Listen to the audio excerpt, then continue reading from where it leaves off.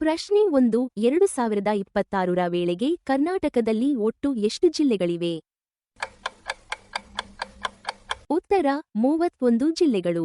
ಪ್ರಶ್ನೆ 2 ಪ್ರಸಿದ್ಧ ಜೋಗ ಜಲಪಾತ ಯಾವ ನದಿಯ ಮೇಲಿದೆ? ಉತ್ತರ ಶರಾವತಿ ನದಿ.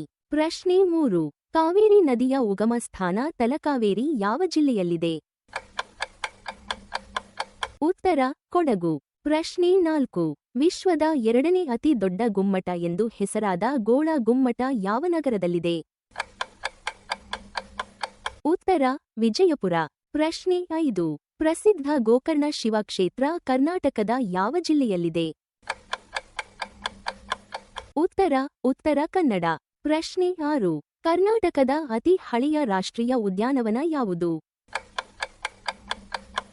ಉತ್ತರ ಬಂಡೀಪುರ. ಪ್ರಶ್ನೆ 7 ಕರ್ನಾಟಕದ ಅಧಿಕೃತ ರಾಜ್ಯ ವೃಕ್ಷ ಯಾವುದು?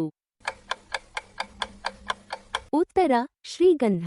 ಪ್ರಶ್ನೆ 8 ಯುನೆಸ್ಕೋ ವಿಶ್ವ ಪಾರಂಪರಿಕ ತಾಣ ಹಂಪಿ ಈಗ ಯಾವ ಹೊಸ ಜಿಲ್ಲೆಯಲ್ಲಿದೆ?